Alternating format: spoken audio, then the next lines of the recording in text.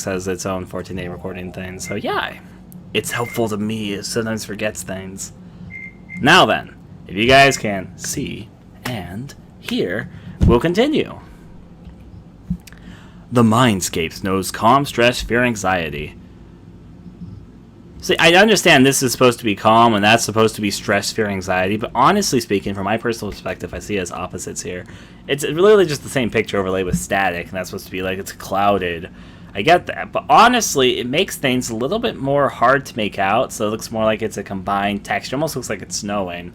And I kind of think of ice, and I think ice is calming. While the top picture, which claims to be calm, looks like a goddamn horror scene. Looks like I'm gonna walk into the house and an axe murderer is gonna come and get me. So I disagree with this assessment of the Mindscape, but still though, trauma, it can happen to anyone at any time. But you know, it probably happened. It can, yeah.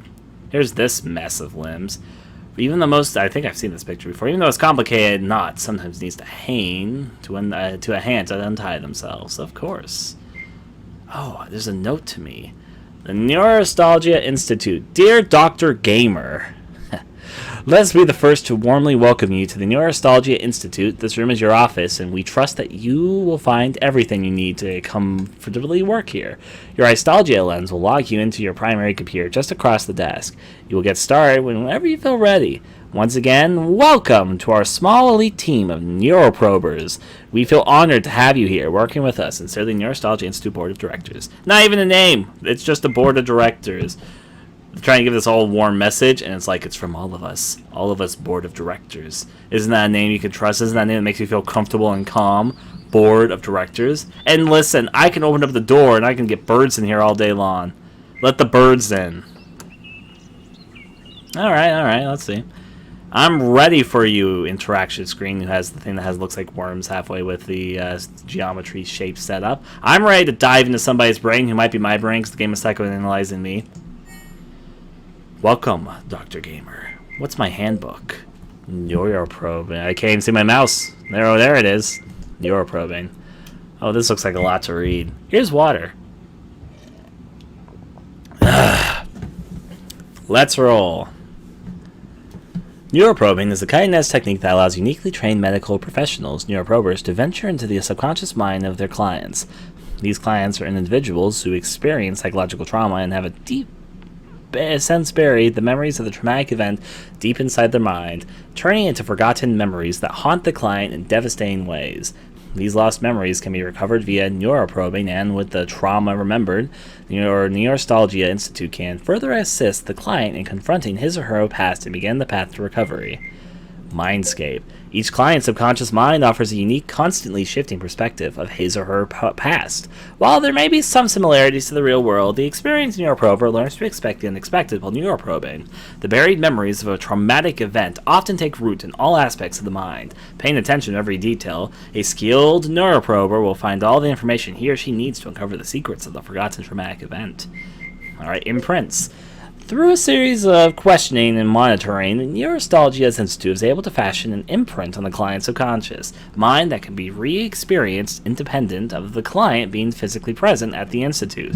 While neuroprobing the client's mind directly is preferred, imprints allow neuroprobers to work at all hours of the day and even revisit the client's mind after the traumatic event has been uncovered. See? Neuromapping. Key data from these sessions is replayed when starting the neuroprobing session to help ease the neuroprober into the mind. Alright. Memories.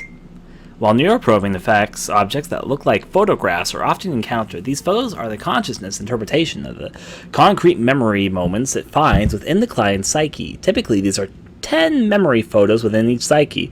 That sounds like a collectible. Are you trying to say that people's minds are a game and I need to collect them all?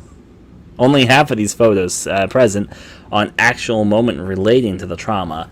The other half are often false memories created by the client's conscious mind as a consequence of their coping process. Once they are all found, the correct 5 photos must be placed in the right order to reconstruct the lost memory of the traumatic event. Well, let's go. Techniques. While some photos are freely available throughout the Mindscape, others are buried deeply within and require careful planning and action to be uncovered. Be closely observing and responding to the Mindscape. A skilled neuroprober can unlock the mental defenses that the client has built up, ultimately revealing even the most intimate or concealed memories. Moving. Neuroprobers can move through the world by making Aesthetic movements that feel similar to how one might use the arrow keys or WASD keys on a computer keyboard. That was such a cheesy transition. Similarly, neuroprobers can look around with the Mindscape by using a mouse-like movement. Oh. Now then, the subconscious mind lends to feed off and amplify any sensations of anxiety or tension a neuroprober brings out to the Mindscape. It is imperative that neuroprobers stay as serene as possible while neuroprobing. Okay, even in the face of unspeakable terrors. If the neuroprober stays calm, the mind will stay calm. Some use breathing exercises or think of calming imagery. However, it is up to each neuroprober to find out what works best for him or her. I already know what my strategy is going to be. Somebody's going to have a monster come in the closet and be like, "Oh my god, it's a monster!" and start freaking out so their mind goes into complete chaos. I think I'm going to be good at my job. When all 10 memory photos within the Mindscape have been found, the 5 that truly represent the client's trauma must be arranged to the proper order. Doing so will fully release the repressed memory of the client's subconscious mind, and in turn will allow the client to then proceed to work through that memory and finally begin the path towards recovery. Alright. I lost my mouse again. Give me a second, I'm also going to do something. Interact. Handbook. Techniques. Puzzles. Some memory photos are especially guarded and are locked away more deeply in the subconscious than others. The mind, however, ultimately wants to be helped and will often provide subtle clues as to how the memory photo can be freed. Many neuroprobers approach these deeply buried photos as puzzles that simply need to be solved. Just as each client is very unique in their history and perception, so is every puzzle within their subconscious. Yeah, it's a gameplay mechanic, I get it. Interaction. While neuroprobing certain objects within the Mindscape can be manipulated by using Aesthetic movements, which feel much like using a mouse, using a left-click motion engages activities or picks up an object. Holding down right-click allows neuroprobers to move the object around to examine it further. What can and cannot be interacted with varies per client. The Aesthetic lens is designed to provide cues and guide neuroprobers towards interactive objects of potential interest. See, I understand. Sometimes you need to apply gameplay mechanics to make sense narratively. Like, okay, I understand that. Especially as a gameplay designer, I have to think about these things myself. But I feel like this is hammy. Just saying. Like, you must enter a person's mind and use mouse-like and left-click motions. Like, okay, game, I get it. I get it. You're trying to explain the controls to me. I think it might have been a little bit more subtle if you had just, like, said, use this to move around in the tutorial pop-up that popped up at the very beginning of the game. I'm not saying I'm not disengaged by it. It's not like a big deal. This is, in fact, an incredibly minor nitpick. It's just my personal thought process. Speaking about progress and recording progress, while neuroprobing, the Aesthetic lens constantly records any progress the neuroprober has made. Anytime the Aesthetic lens transmits data back into the neuroprober's main computer, a rotating Neuroprobing Institute logo is displayed. It will fade away once the progress has been saved. While a neuroprober leaves the Mindscape, he or she can always pick up where he or she last left off at a later point in time. While neuroprobers always start in the calmest area of the Mindscape, he or she can easily proceed from there to the furthest part of progress made during the previous session. And finally on the screen, neuromapping. When the memory of a traumatic experience has been received, the client can finally begin his or her journey of recovery, an often long and difficult journey to say the least. The Neuroprobing Institute assists clients in all aspects of their trauma recovery. To aid post-neuroprobing therapy, neuroprobers are encouraged to continue to explore the client's mindscape to find any additional information relevant to the trauma. Alright? Via the neuromapping process, and any identity gaps and information can be resolved by combing the mindscape to find key information within objects and areas. There's more I can read. Okay, I'll at least read about the Neuroprobing Institute. Actually, I'll read it later. The moment I just kind of want to get into the game. So says Dr. Gamer. Alright, Client Institute, a simulated mindscape constructed by Neurostology to help with a new employee orientation. And then we have numbers and names. But guess what? I'm starting with IntroSim. Please activate IntroSim. Oh, it's a door. Okay. Lead me into the mind. I'm ready for tutorials. This isn't actually a real Mindscape. This first one's supposed to be our quote-unquote tutorial. This is what doctors do. They sit in lonely padded cells. When do the doctors and the crazy people differentiate themselves? I can just imagine Dr. Gamer sitting here and doing mouse-like and left-click similar motions to move.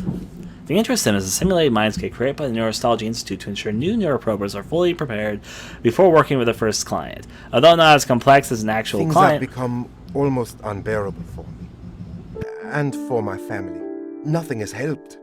I guess that's why I'm here. So, if I just talk about my troubles, you'll be able to use it later to help with the procedure? Seems hard to believe, but you're the experts. I think many of my issues started when I was young. So, why don't we start with my childhood days, yes? Okay, let's see. I was raised in a lovely cottage in rural Germany. We didn't have much, but my twin sister, our father and I got by. There was actually a great famine for much of my early childhood, and often we went without food. I had many happy moments with my family, but the darkest times began when my father remarried. My stepmother always resented my sister and me. We didn't like her much either, to be honest. God, she was horrible. Sometimes she would take my sister and me out for long walks in the forest, and then she'd hurry home. My sister and I couldn't keep up, and we'd often get lost. We learned to leave a trail of whatever we could find on those walks to help us get home. I guess, in some ways, our stepmother helped us become resourceful like that. My sister is a real fighter. The kind of woman any girl or boy could look up to. She volunteers to work with various youth organizations now. Enough about her. Okay, what else? Maybe I should talk about my feelings, yes? You may find it hard to believe, but I've always struggled with various eating disorders and anxiety around food. Eating anything rich makes me feel scared and anxious. It's hard to describe. My sister has actually experienced similar issues, and it has worsened for us both as we've gotten older. That's not normal. No, is it? We've seen countless doctors about this in the past. They've determined that our issues may be trauma-related, but have yet to help us sort out the underlying source. They have yet to fix us. That's why we're here.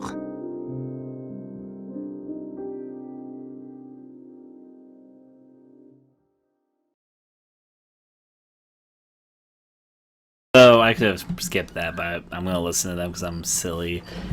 And thank you for the even in-game fictional person's backstory, because you even tried to emphasize this isn't a real person. Even though, of course, Welcome to Neuroprober training. I am pleased to be your guide.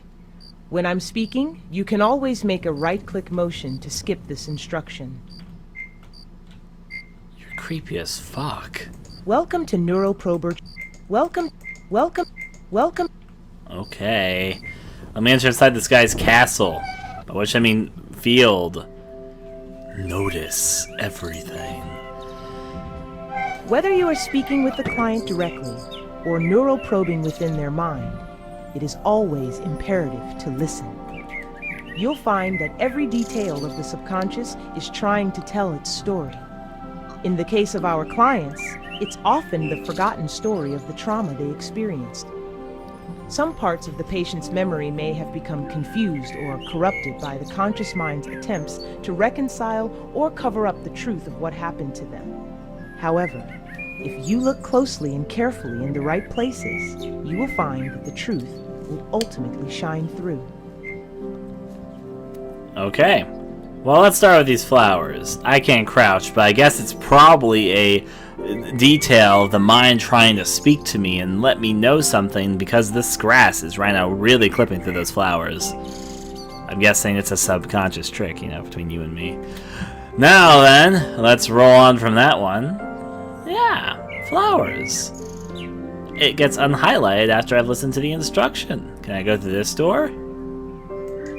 No.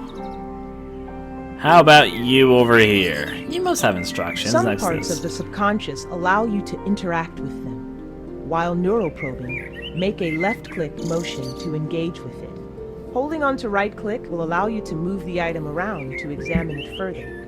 When you are done, you can make a left-click motion again, and it will return to its natural position.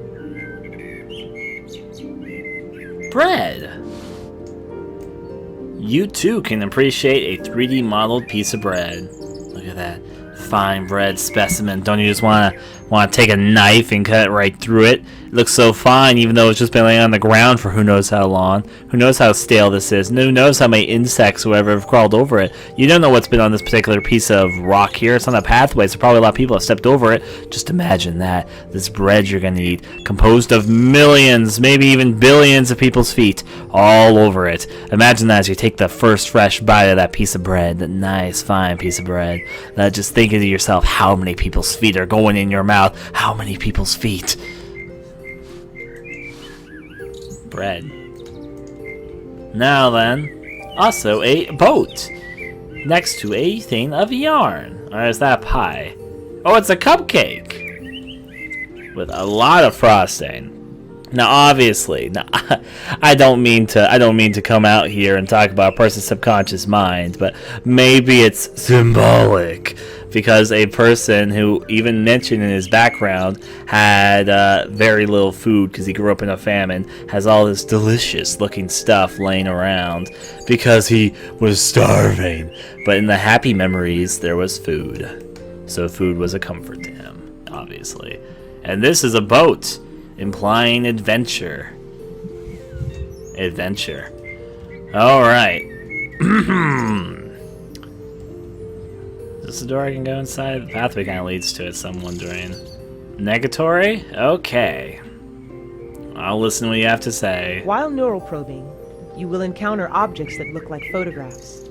This is how your consciousness interprets the concrete memory moments it finds within the client's psyche. Typically, there are about 10 of these memory photos found in each psyche. The mind can hold on to only so much. You'll find that half of these photos present an actual moment relating to the trauma. Yes, the other yes. half tend to be false memories created by the client's conscious mind. As a doctor, I agree. It will ultimately be up to you to determine which are which.